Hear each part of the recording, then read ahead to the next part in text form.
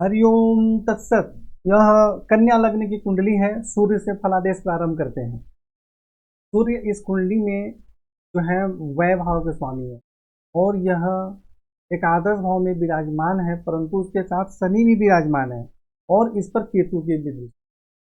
तब जो सूर्य है, पहले बात की द्वादश भाव के स्वामी है और वह एकादश भाव में विराजमान हो गए, तो इसका जो फलादेश होगा कि खर्च अधिक रहता है और बाहरी स्थानों के संपर्क से आमदनी के योग बनते हैं। परंतु जब सूर्य यहाँ शनि और केतु से विराजमान हो गए तो आमदनी प्राप्त करने में बहुत ज़्यादा कठिनाई एवं परेशानियों का सामना करना पड़ता है। सही प्रकार से आमदनी नहीं होती है, कई बार पैसे से संबंधित बहुत ज़्यादा नुकसान भी हो जाता है और कई बार फिजूल खर्च भी बहुत ज़्यादा हो जाता है। और यहाँ से सूर्य दृष्टि डाल रहे हैं पंचम भाव में, तो विद्या बुद्धि के क्षेत्र में सफलता प्राप्त होती है, परंतु संतान से संबंधित कुछ परेशानी भी होती है। और चलित कुंडली में जो सूर्य है वो कहाँ चला जा रहे हैं, देखिए प्लस है, यानी कि सूर्य यहाँ आ जा रहे हैं। चलित कुंडली में यहाँ आने के बाद जो है सूर्य पीड़ित नहीं हो रहे हैं, लेकिन यहाँ पीड़ित हो रहे हैं।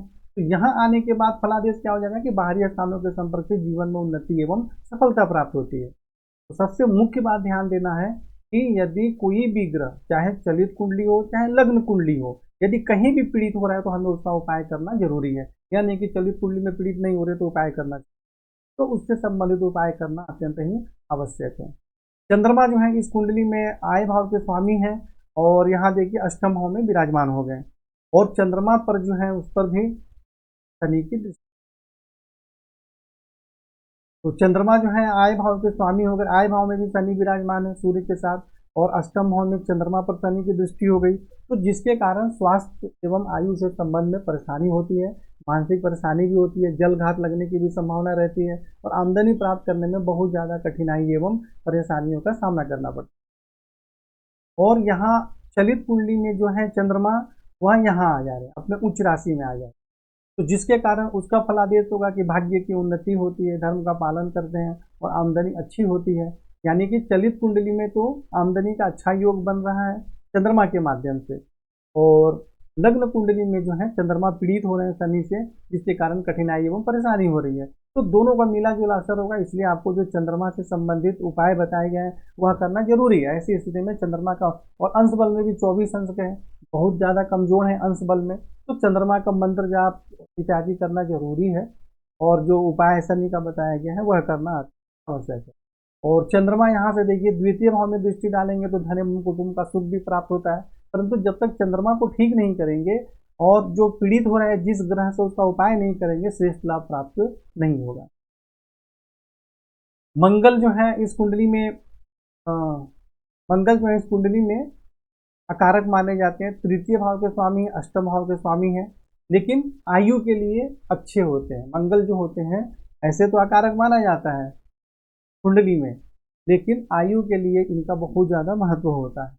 और मंगल जो है यहाँ नौवें भाव में विराजमान हो गए और इस पर राहु की दृष्टि हो गई, यानी कि मंगल विपरीत हो गए। तो जब यहाँ पे भाग्य भाव में मंगल राहु से पीड़ित हो जाएंगे तो भाग्य की उन्नति में कठिनाई एवं परेशानियों का सामना करना पड़ता है और स्वास्थ्य एवं आयु के संबंध में भी परेशानी होती है। और यहाँ से जो मंगल है द्वादश भाव में दृष्टि डाल रहे हैं, तो जिसके कारण बाहरी स्थानों के संपर्क से जीवन में सफलता भी प्राप्त होती है। तृतीय भाव में स्वराशि में दृष्टि डाल रहे हैं, जिसके कारण पराक्रम में वृद्धि होती है, भाई बहन का सुख प्राप्त होता है। और चतुर्थ भाव में दृष्टि डालने के कारण कुछ कठिनाइयों के साथ माता भूमि भवन का सुख भी प्राप्त होता है। और चलित कुंडली में जो मंगल है वह यहाँ से चले जा रहे हैं दसम भाव में, तो जिसके कारण यहाँ पर तो जाने के बाद मंगल पीड़ित नहीं हो रहे हैं, लेकिन यहाँ मंगल पीड़ित हो रहे हैं। इसलिए यहाँ पर जिस ग्रह से पीड़ित हो रहे हैं उससे संबंधित दान एवं उपाय करना अत्यंत आवश्यक है। मंगल का रत्न धारण करने की आवश्यकता नहीं है, आपकी कुंडली में जो उपाय बताए गए वही उपाय करना है। बुध जो है इस कुंडली में लग्नेश है और दसम भाव के स्वामी है, द्वादश भाव में चले गए, अंश बल में बिल्कुल ठीक है, 18 अंश के हैं। तो यहाँ जाने के कारण क्या होगा कि ऐसे व्यक्ति जन्म स्थान से दूर निवास करते हैं, जन्म स्थान से बहुत दूर विदेश में उन्नति होती है। और दसम भाव के स्वामी भी बुध है, तो रोजगार भी विदेश में चलेगा और वहाँ पर। लेकिन एक बात और है कि ऐसे व्यक्ति अगर स्वयं का व्यवसाय करें तो उसमें पूर्ण सफलता प्राप्त नहीं, इसलिए वहाँ पे ऐसे व्यक्ति को नौकरी ही करना चाहिए। परंतु अब चलित कुंडली में बुध कहाँ आ जा रहे हैं, लग्न में ही आ जा रहे हैं, यहाँ से यहाँ आ जा रहे हैं। तो अगर यहाँ बुध आ जाते हैं तब तो ये होगा कि भाई अब खुद का व्यवसाय कर सकते हैं, लेकिन द्वादश भाव में बुध का फलादेश होगा तो आप जॉब कर सकते हैं, स्वयं का व्यवसाय नहीं कर सकते हैं। तो इसलिए इन सब चीज़ों पे सावधान रहना जरूरी है, कोई भी कार्य सोच समझकर ही करना जरूरी है। और बुध जो है यहाँ से षष्ठ भाव में दृष्टि डाल रहे हैं, तो जिसके कारण नौकरी में सफलता प्राप्त होती है, ननिहाल पक्ष से भी संबंध अच्छा रहता है और उसमें सफलता प्राप्त होती है।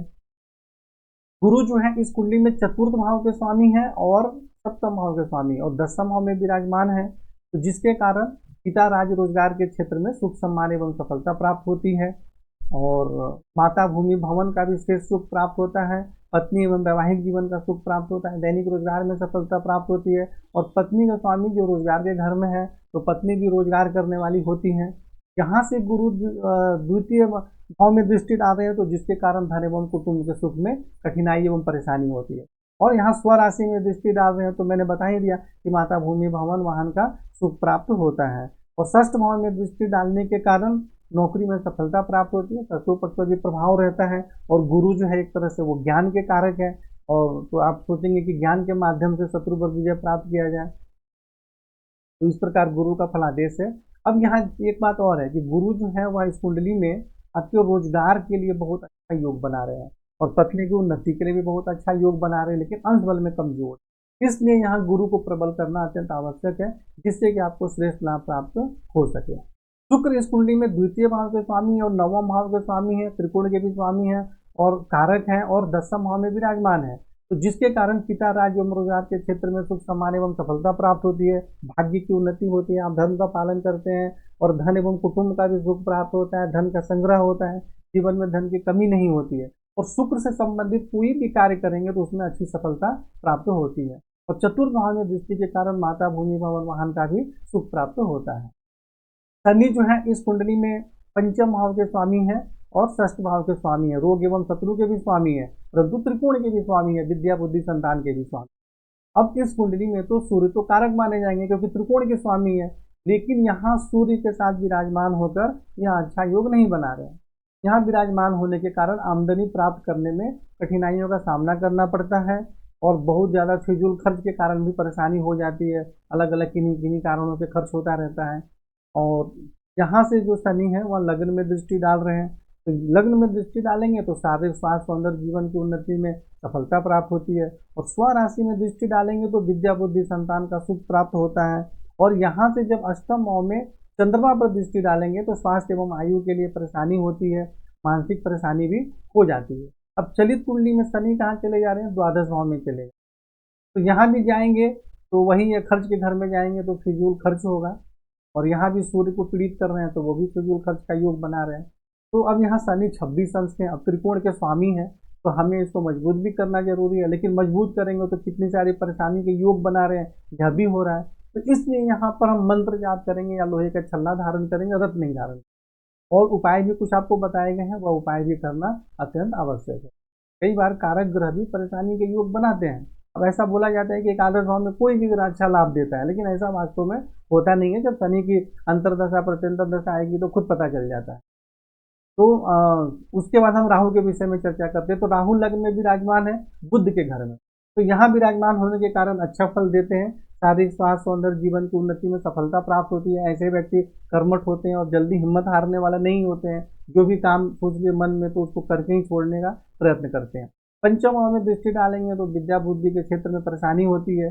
सप्तम भाव में दृष्टि डालेंगे तो पत्नी एवं वैवाहिक जीवन के सुख में भी कठिनाई एवं परेशानी होती है।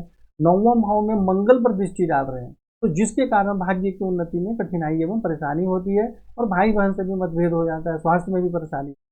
तो राहु से संबंधित दान एवं उपाय करना अत्यंत आवश्यक है। केतु यहाँ विराजमान है सप्तम भाव में, तो कुछ मिला जुला प्रभाव होगा, मतलब वैवाहिक जीवन का सुख भी प्राप्त होता है, परंतु ऐसे व्यक्ति को यूरिन से संबंधित बीमारी भी होने की संभावना रहती है। और यहाँ से केतु शनि और सूर्य इस दोनों की दृष्टि डाल रहे हैं, जिसके कारण आमदनी में भी परेशानी होगी, फिजूल खर्च भी होगा और संतान के स्वामी है तो संतान के विद्या बुद्धि संतान के क्षेत्र में भी परेशानी होगी। लग्न में दृष्टि डालेंगे तो स्वास्थ्य एवं जीवन की उन्नति में कठिनाई एवं परेशानी होती है। तृतीय भाव में दृष्टि डालेंगे तो पराक्रम में तो वृद्धि होगी, परंतु भाई बहन से मतभेद एवं परेशानी भी होगी। तो इस प्रकार सभी ग्रहों का उपाय आपकी कुंडली में भी बताए गए हैं लिखित रूप में, तो आप उसको और इस वीडियो को देखकर समझें, जीवन में आगे बढ़े। नहीं समझ में आए तो फोन करके चर्चा करें। हरिओम तत्सत।